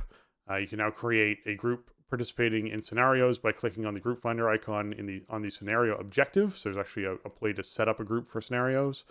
The number of helpful tooltips that appears in the login on a new character has been reduced, so it's not so overwhelming on players. The mount tooltips now show the category the mount belongs to: ground, aquatic, flying, or dragon riding. This is something we actually saw with War Within Alpha, is a lot of those flags already happening for dragon riding mounts and whatnot inside of the mount window. When previewing an ensemble or arsenal in the dressing room, they will now show a list of items included in the bundle. Each item can be viewed independently by clicking on the name in the list. And solo shuffle scoreboards will now show the results of the match, victory, draw, or defeat in the title. So you get to check that out as well. And now, trading post-wise, they threw the same ground, aquatic, flying, and dragon riding notification on mounts inside the trading post, so you know which ones actually qualify as what, as well as the level requirements for using a mount are also going to be shown there, and the combat and mount special animations can now be toggled in the trading post. This is a great, fun little thing to sort of check out, so I'm glad they threw that in there as well for people to be able to see. Man, it is as I said, UI heaven coming into this next patch. I'm very much excited for a lot of these changes. This is stuff that's going to stand for the next probably 6 or 7 years for folks as far as these changes go, with little tweaks here and there. So I'm pretty thrilled to see this stuff happening. It just reminds me of like Yeah. the last patch that we got inside of Warlords of Draenor that was just like, here, have UI overhauls. You're like, yay! Right. Yeah, I mean, this is sort of the promise of edit mode, continuing to be realized. We talked about it a lot last year, or no, 2 years ago. Wow. About, okay, Dragonflight is coming out, like they're doing this big the UI overhaul, and it's a powerful framework that maybe they can do other stuff with, and it'll be cool if they keep iterating on it. And, you're seeing that every patch. There's some new wrinkles to it. There's some improvements or whatever. And it's. I mean, these changes to Group Finder are fantastic. I would put the Hunter pet stable thing in this category. And just kind of tweaking these systems and stuff we've seen come in Dragonflight for the long term. Crafting orders and everything like that. I feel like that's a system that continues to need UI support and improvements, but I'll take whatever I can get. And some of this other stuff, like the changes to Trading Post, are fantastic. Just being able to really see, like, what am I buying and, like, what does it look like and whatever. I think it's a great addition. And again, like, Trading Post is a pretty new feature. It's only been around a little longer than a year, so there's still a lot to kind of build out in there and see what players really want and how they use it and whatever. But there are definitely times this past year where I bought something from Trading Post and it wasn't exactly what I thought it was going to be, and it was kind of a bummer. So being able to avoid that is that's definitely a big plus with these changes coming in. Yep. Speaking of Trading Post, this is what we got to have to look forward to May, because it's now live and up for May. We have Buzzworth, the Bumblebee Bumblebee mount that you can get and ride around for folks. We also have the Amber Skitterfly, which is a big bug you can ride around. I don't know. There's all bugs this theme, apparently. I mean, May is like, hey, this is when all the mayflies come back and everyone can't go near water ever. Yes, so we're having insects. The Royal Swarmer is also a mount you could get. That's a big swarm bug that you might want. But then there's Pokey, the little, like, stitched together toy that you can have that's a pet as well, that can sort of follow you around. This little, like, stitched together fun little doll that you get to have, which I dig and I'm down for. It seems like they're going with, like, a very flowers in bloom theme, but everything kind of lives in an orangey yellow kind of world in this, which always orangey yellow to me always makes me think of autumn, which is kind of a funny thing because we're doing May for spring. I always think pastels in, like, pinks and blues and greens tend to be what makes me think of springtime, but they're not going with that. They're going with this very yellow and orange. A lot of yellows, kind of yeah. Well, it's like the sun, I guess, right? There's a lot of, like, sunshine kind of motifs, I think, too. So it's like that intersection there. But yeah, I will say, it's like if you ever wanted a weapon of any type you could imagine with a flower on it, then May's Trading Post is where you want to go. The sunny floral staff to me is like a must get for sure. If I played a hunter, I would 100% be getting the sunny bouquet.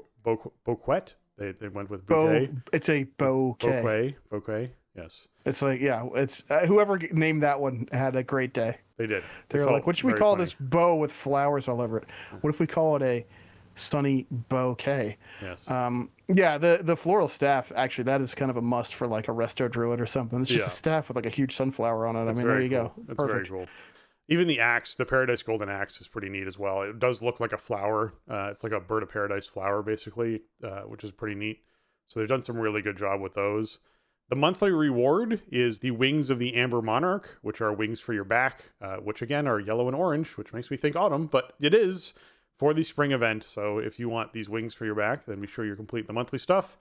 And again, if you just happen to complete your Trading Post for 12 times in a row, they are reminding people that you can get the Unrelenting Justice Transmog set, that is available, and you'll get both the daytime and the nighttime versions of those armors, as well as the type of armor that changes whether it's daytime or nighttime. If you're wanting to look like a warden, that is a thing. So be sure that you are taking advantage of that as well. Overall, I mean, I'm okay with these rewards. I think the weapons to me are going to be, like, the crucial thing, because people who want, like, a flowery style nature type weapon, this is the time to get those. Like, they exist here, they're here now. Pick them up, because I don't think you're going to see them very often after that. No, probably not. Yeah, I mean, this is another one of those really hyper themed Trading Post months. One cool thing to note: Arsenal Blades of Elune is available for purchase. This was a bonus reward back in like April last year, something like that.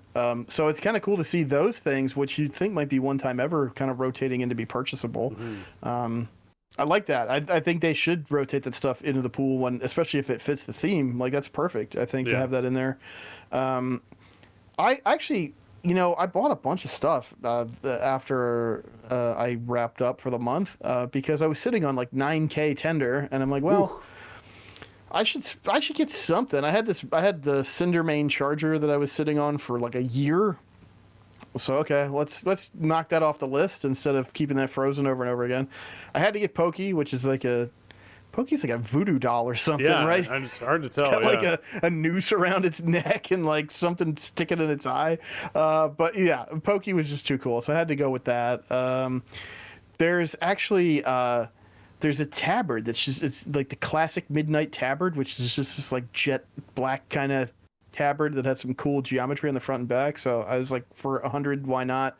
There was a really nice cloak that fits for blood elves that was only like 50. The Sindorai Assassin Shroud. It looks like Valera's kind of gear. Oh, nice. And like, I have some blood elves. I have the heritages and the special armors and stuff. I'm like, I could definitely use this with a couple different sets I have. And then there was one weapon I had to get, which was the Valyar Champion's Greatsword.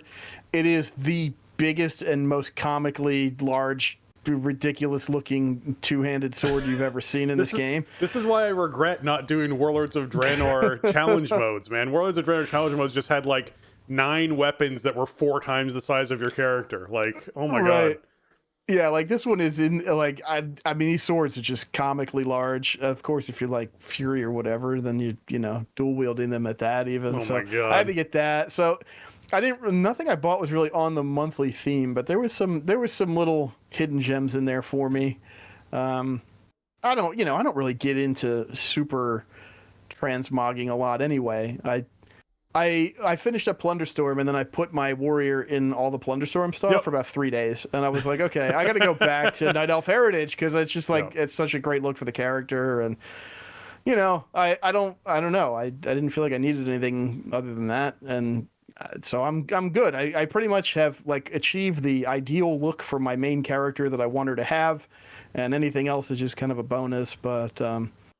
Yeah, I don't know. Overall, the theming this month, I don't love, but there's some cool pieces for sure. I bought more stuff than I usually do, I think. Speaking of sort of the getting your transmog for 3 days and then getting rid of it, one of the hot fixes that came in this past week was that you can now actually find the Amber Skitterfly, which is one of the mounts you can buy, inside of your mount collection tab after purchasing it. There was a lot of memes that went out, which I also participated in, of like, no, the reward is just the act of purchasing the mount. It's not actually using the mount, right? Like the you wanted to collect this? Exactly. No. Now it's done, and so now I don't have to worry about it anymore. So that also got fixed for people who picked up the Amber Skitterfly. You can actually use the mount. But I just thought that was it was a very funny moment of realizing, like, yeah, there's a lot of stuff that I buy from the trading post, and I'm like, this is great. Never use it. This is great. Right. Yeah. Like I like that it's there. I mean, there's been a lot of bugs in the live game lately, and I'm not talking about the models on the trading post rewards. Yeah, like it's been a bit rocky, and they've been fixing stuff. They've been responsive to a lot of stuff, but it is starting to pile up. It's like, okay, it's reset day. What's going to be broken this week? Which is kind of a bummer.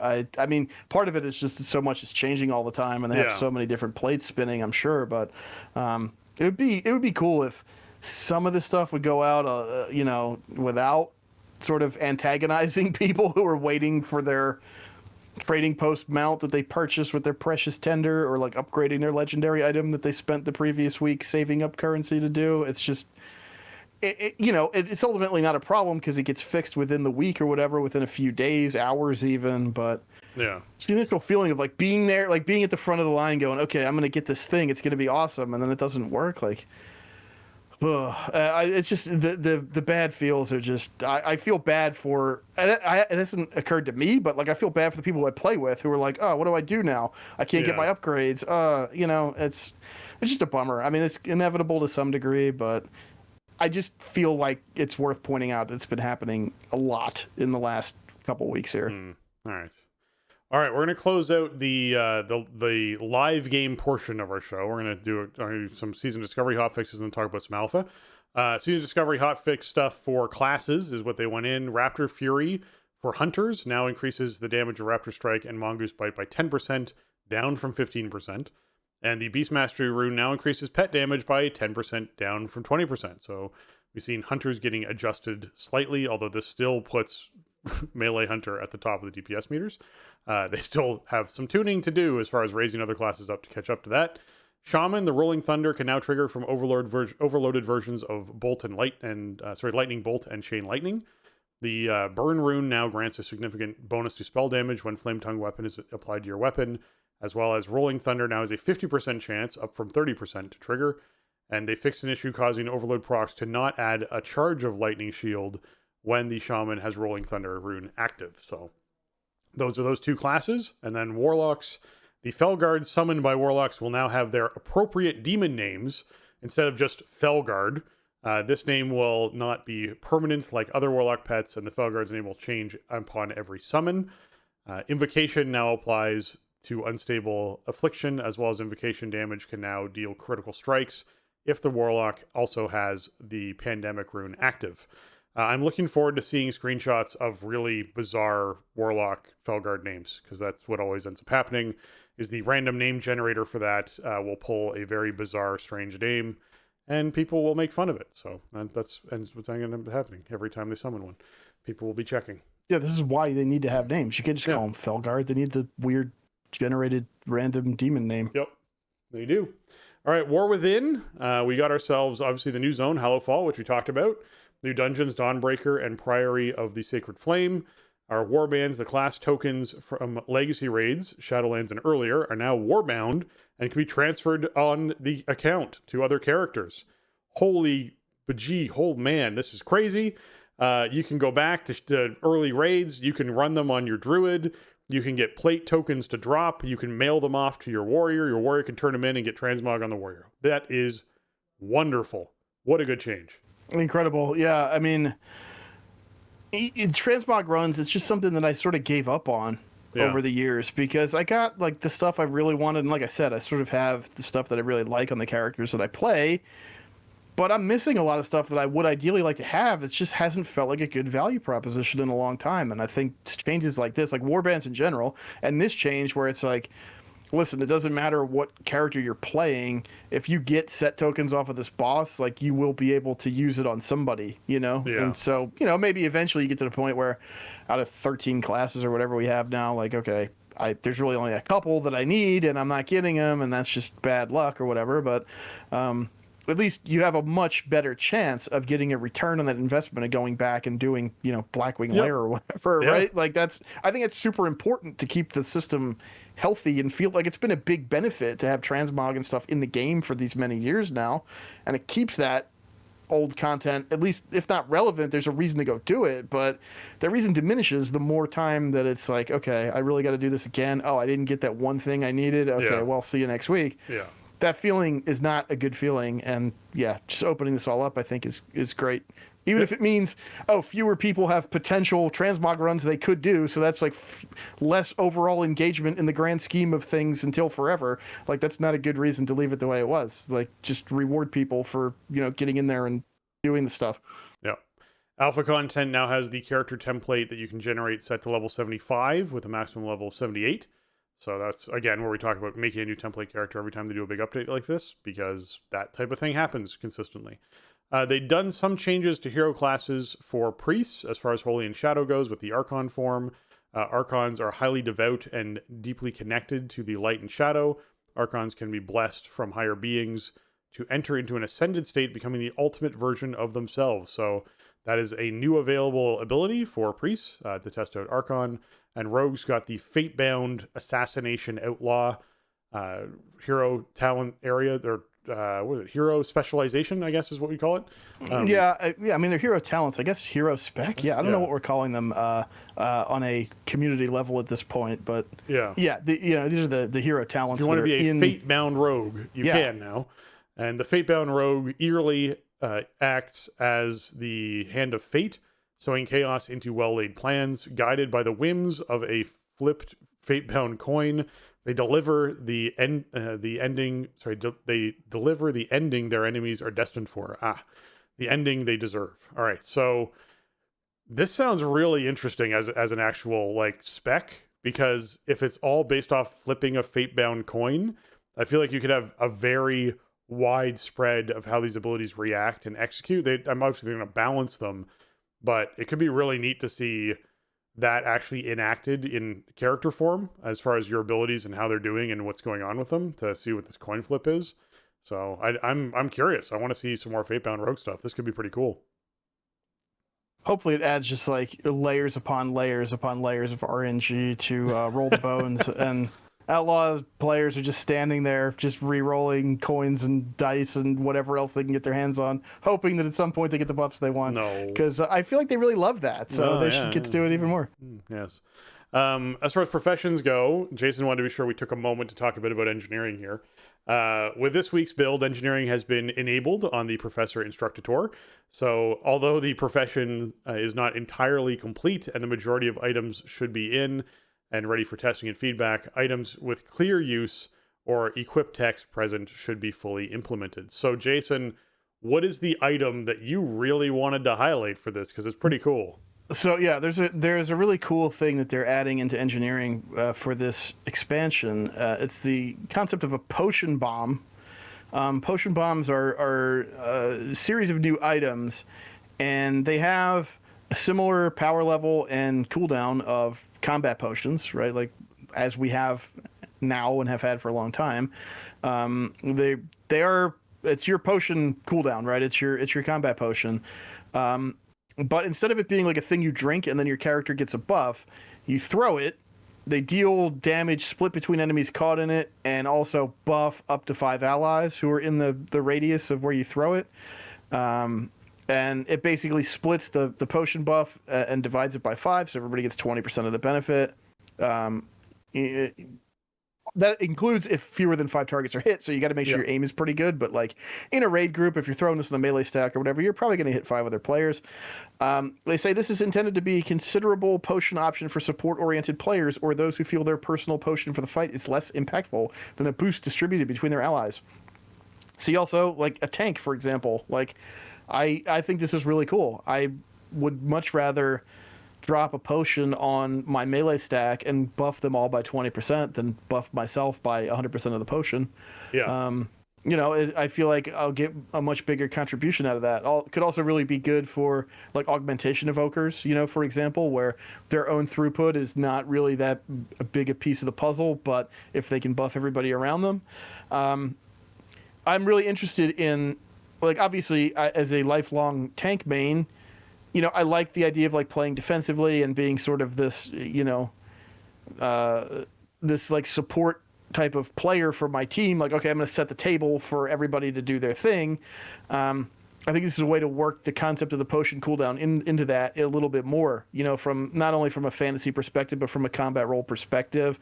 And I like that they're, sort of exploring these different spaces that are a little beyond the traditional kind of holy trinity setup with the tank, healer, DPS. Like, okay, we have a dedicated support spec, and now we have if these work out and they end up actually being good to use and they're cool, I think this is a great option for tanks and for augs and maybe even some healers, or hell, even some people who know, like, listen, this is not my fight, or like I'm along for the ride here or whatever. I'm gonna throw a potion bomb on the the heavy hitters. That could be an option with this, which it never really has been before, not in this exact way. So really cool addition, and I hope that it's tuned to the point where it's like favorable. It's a thing you want to do, and that it catches on. Because I read the section of the build, and I'm like, oh, okay, I get it. I see exactly how I would use this. I know exactly who this is for. This is a nice addition versus me going, okay, let me take some potions out of the cauldron. Let me remember to, use a combat potion or whatever, so I could do a little bit more damage on top of the not very much damage I'm doing. I dig it. I like the concept of, but just the group buffs and just doing what's best for the team. That's always really appealing to me. Yeah, I like the idea that engineering will become a more active group-based thing for players. I think that engineering has always had like the belt and the boots and the things that sort of help that individual player out.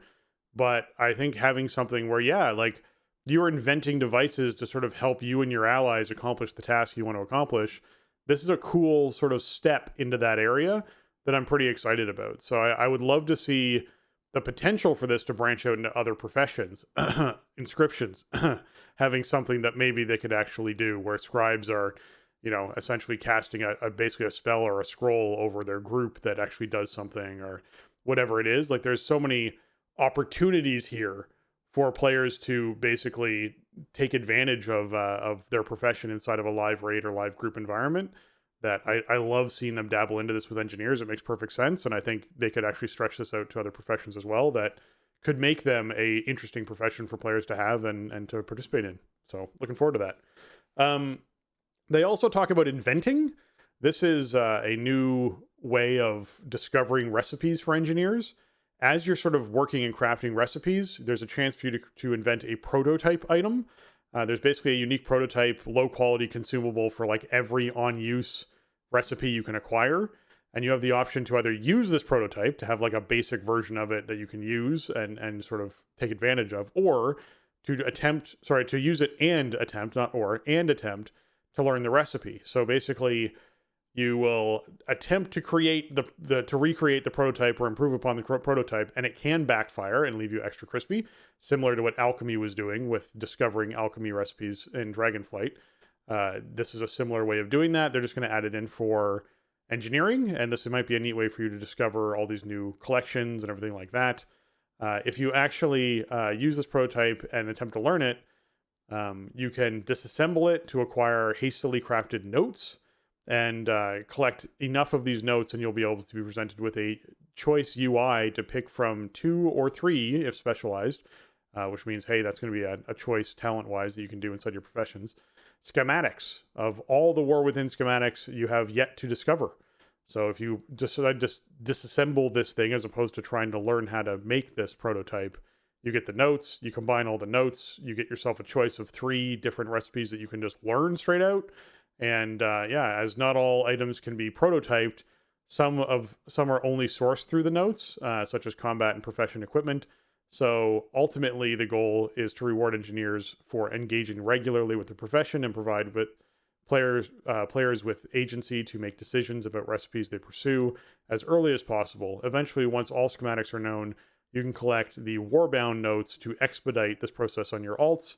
And it's a great lineup I think they're doing for engineering. I'm excited about hearing about professions like this because I like the idea of, hey, this is like something that gives me slow fall. I'm a mage. I don't need slow fall as far as a engineering ability goes.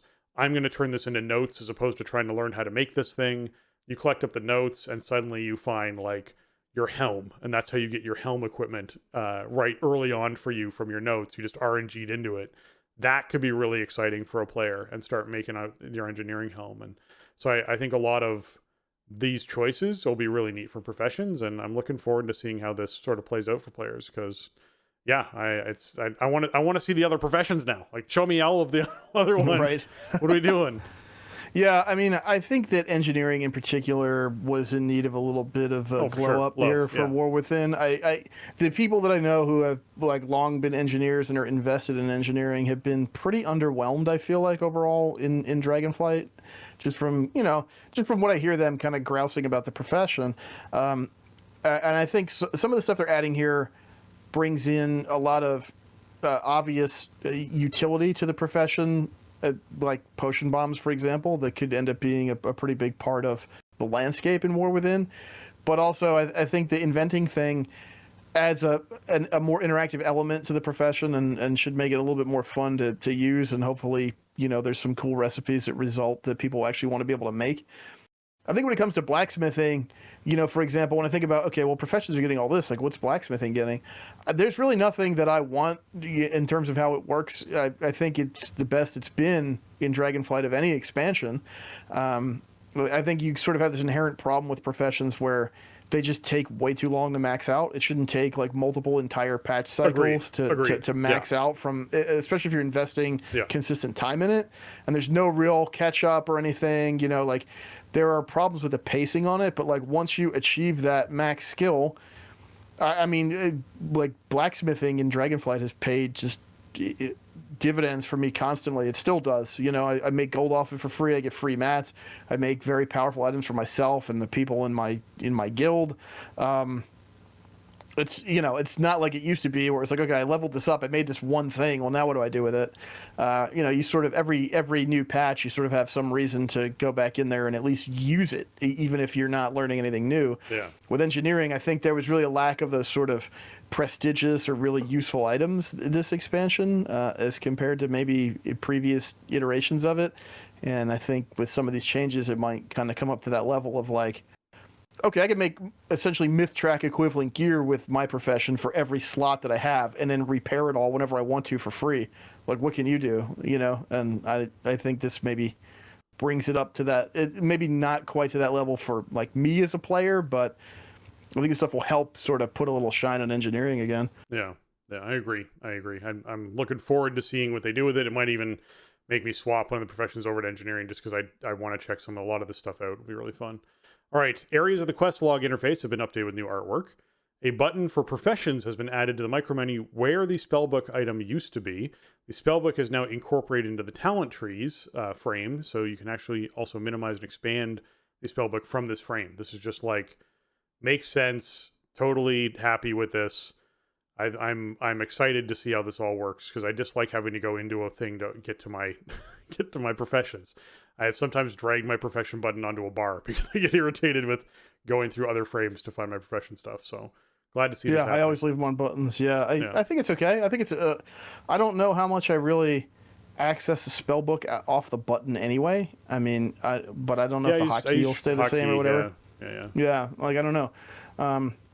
So yeah, I think it's fine. I mean, with a lot of professions now, like you have to use the crafting tables for them anyway. So then you have to go there and click on the thing, which then opens the frame regardless. Yeah. So I think, you know, overall it's probably kind of low impact, but it probably makes more sense to use that space for that than for the spell book. Also, like with hero talents, we should theoretically be in and out of our talents a lot more, right? Because you could swap your hero spec whenever you want to. You could swap around your hero talents, and a lot of those trees have choice nodes and all that. So if you're in and out of that frame all the time, why not just link the spellbook off of that? Makes sense.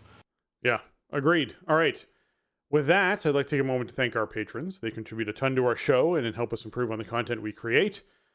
This week, I'm giving a shout out to Alianas, Arajian, James, Kapawi, Max, Shorel, Pinky, and Rager. Thank you so much for everything that you give towards the show and help us out, as well as a shout out to our newest patron, Dylan. Thank you so much for hopping and supporting us over at patreon.com/thestartingzone. And you guys, you know, all of our patrons help contribute to keeping the show on the rails and going every week and being posted and hosted and everything else. So thank you so much for all that you give. Last week's episode went out very late.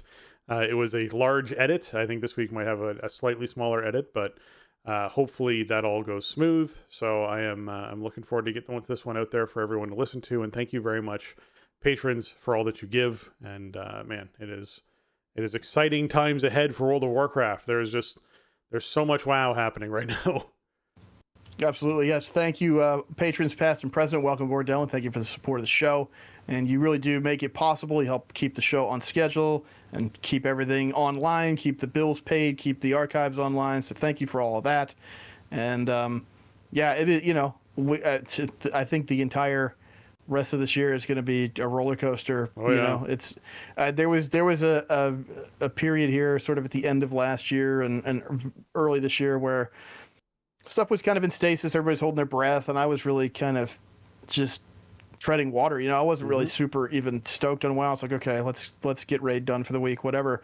But now everything's happening. We're just all into everything, and I think what they're doing with the tail end of Dragonflight is really smart and smarter than maybe they've ever done with the end of an expansion. And right, I have a feeling like War Within's going to be here before we even really know it, and that's great. You know, hopefully it keeps people engaged and having fun. And what's always a bummer is sort of that collective exhalation, and then people stop showing up to stuff, and then you can't Right. do what you want to do. And I think that the way they position themselves, it should happen like a bit less. I mean, the game is super player friendly right now.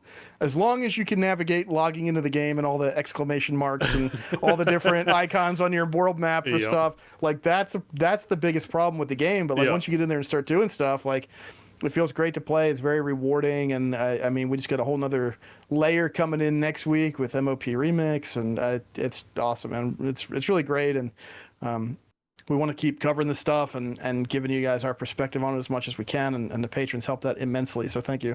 Yes, thank you very much. And yeah, Jason, the number one piece of feedback I have gotten from players who look to get into Dragonflight has always been, I open up my map and I'm like, oh my goodness, there's way too much going on. I don't know what to do. So yes, I think War Within is looking up to being less like this, and they've learned their lesson. So I know War Within is going to be phenomenal as far as that goes.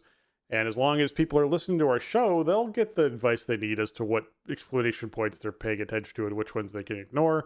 There's very few things that you need to like have to want to do every week to sort of catch your character up. A lot of it's just experiential at this point. So if you want to go out and check out some of those, you can, but we'll let you know what needs to be on your list. So keep listening to the show for that. All right, if you folks have enjoyed this episode of The Starting Zone, consider heading over to your iTunes, your Apple Podcast, and leaving us that 5-star review. They really help out our show, and we love reading them here. This one comes in from DMW04, entitled Starting Zone Rocks. It says, the Starting Zone has always been a great source of information, updates, and news. I walk the line between casual and mid, and the Starting Zone always gets me the info I need. Keep it up. I have one question. Does Jason tank as a warrior alone? I mean, I usually have another tank with me. I'm not quite sure what we're. I mean, Warrior, of course, is my main from day one. My main character is turning 20 years old this year. She'll have her 20th birthday right around Thanksgiving. Yeah.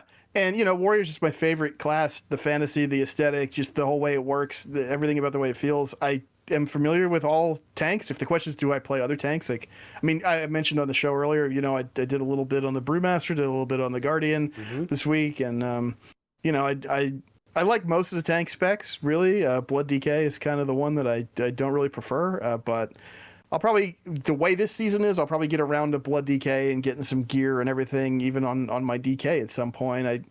I do have some degree of familiarity with all the specs, but it's fallen off a bit in Dragonflight. I've mostly really just played the Warrior, a bit of the Brewmaster and Guardian, and a tiny bit of the Paladin. But yeah, I there was a time where I would keep like all 6 of them kind of up to date, at least like normal raid geared, but I don't have that kind of time anymore. So, I've been a bit more focused, but yeah, and typically, I don't typically solo tank raids. No, I have a long running Paladin buddy who we've been pretty much tanking raids together for many years. So, whichever way that question was framed, I hope I covered it. And thanks for writing in. Thanks for the review. We appreciate you. We got a couple reviews this week, and we'll get through them. As we go through here. So, thank you for writing in, because it really does help new people find the show.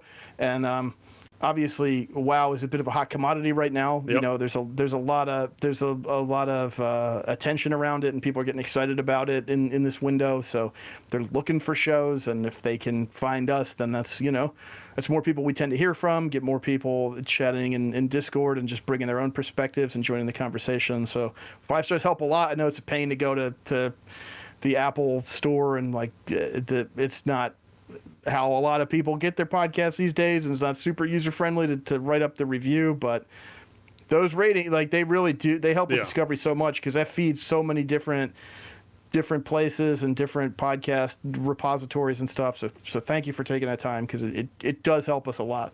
Yeah, our SS feeds do pull a lot of information, and some of it is iTunes based. So just keeping that in mind is important. But yeah, so thank you very much for everyone who sort of hopped in and supported the show. And yes, we did get a few of those reviews, and so obviously next week will be a new review, and we'll work our way through. And if you keep reviewing, we will keep reading them. And man, thank you so much. They mean a lot. I'm always appreciative when we get them. We had a bit of a dry spell there for a bit, so I'm glad to see the reviews coming back in. Thank you so much, everyone. Keep them coming. We appreciate it. That's going to wrap up episode 630 of The Starting Zone. If you want to check out show notes for this episode or leave us a comment on the show, you can head on over to thestartingzone.com, the official website for The Starting Zone podcast. If you want to contact the show and leave us your feedback, you can email us at thestartingzone@gmail.com or reach out to us on Twitter at The Starting Zone, or you can join our Discord server, thestartingzone.com/Discord. And if you want to get your hands on some TSC gear, you can find that over at TeePublic. That's teepublic.com/stores/thestartingzone. And you can check out shirts and mugs and stickers and that kind of stuff over there. And Jason, where can folks find you on the interwebs? Best place to find me, as always, is over on Twitter. You can find me over there at Shieldwald. You can also find me on Blue Sky over there at J Lucas. I don't really post on Blue Sky, but I do keep an eye on it. So come say over there, and just kind of been waiting for months for Blue Sky to reach like a critical mass, and it's just not. And it seems like Twitter is just business as usual. So I don't know, but you can find me at either one of those places if you want to say hey or keep up with what I'm doing. And you can also find me streaming over on twitch.tv/Shieldwald. Usually Tuesdays and Wednesdays, sometimes Sundays. Some intermittent streams if we're doing alpha stuff or whatever. Been quite a bit more active lately than I had been in the winter time. So, we'll be doing season 4 stuff and everything else. So come check out twitch.tv/Shieldwald. And I also have a channel over at youtube.com/Shieldwald. I have that has been dormant. I have not been uploading stream VODs there. I have not been co-streaming because I've had nothing but issues with my ISP, and I'm scared. And I've had a pretty good consistent feed to the Twitch channel, so I'm happy with that for now. We'll just leave the other one alone, but it does exist if you want to check it out. If you're trying to find me, you can find me on Twitter at Spencer_Downey, or over on Blue Sky at SpencerHD, on Twitch at twitch.tv/SpencerHD, over on YouTube at youtube.com/@SpencerHD. All right. With that, for Jason and myself, we want to say thanks for listening, and jobs done.